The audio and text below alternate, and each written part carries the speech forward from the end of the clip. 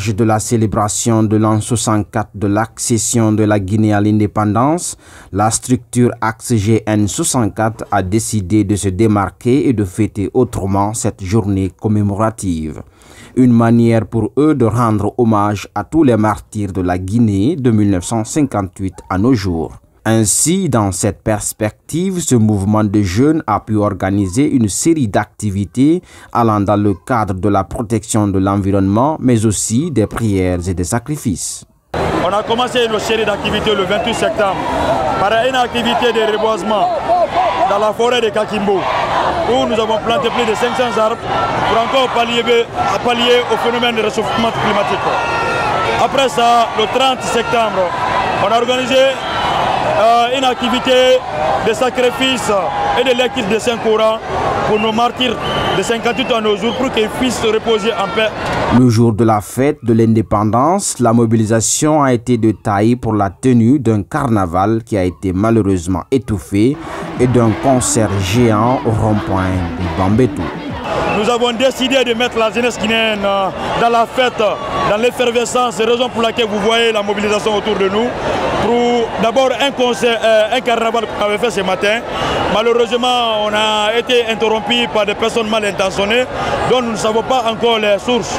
Donc nous en tirons toutes les conséquences après. Et maintenant, là, vous-même, vous constatez, on a un public très motivé qui attend un concert géant que nous allons faire ici pour encore continuer dans la fête.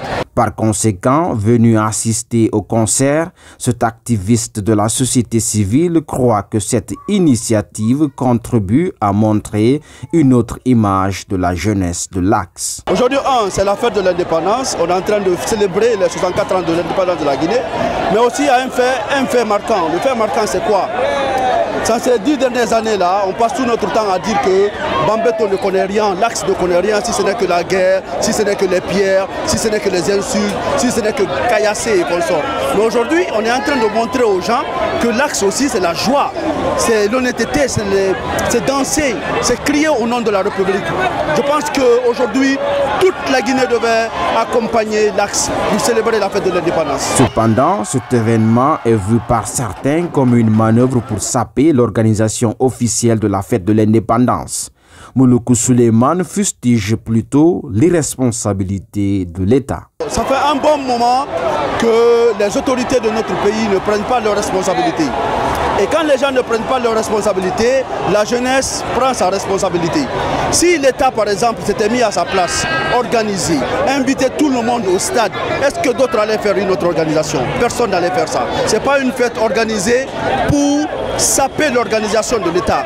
Moi, je dirais même que c'est l'État qui a organisé pour saper l'organisation de la jeunesse. Par ailleurs, pour leur projet dans l'avenir, le président du comité d'organisation du mouvement Axe GN 64 décline leur vision. Le projet dans le futur, c'est nous donner la main, renforcer les liens entre les jeunes de la Guinée et particulièrement ceux de l'Axe pour que enfin nous puissions sensibiliser cette jeunesse qui a pris conscience de l'état de fait de notre pays pour continuer dans les bonnes initiatives afin de donner une image positive à cette jeunesse qui subit des connotations qui ne sont pas dignes de nous.